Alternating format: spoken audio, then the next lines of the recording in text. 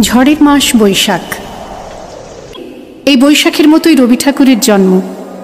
সোনার আশ্বিনে নয়, হিমের রাতের অঘ্রাণে নয়, ফুল রাঙানো ফাগুনে নয়, এই খর ক্ষিপ্র বৈশাখেই তাঁর জন্ম। এই খ্যাপা বৈশাখের গৈরিক তিলক দিয়েই সাজানো তার জন্মদিনের ললাট।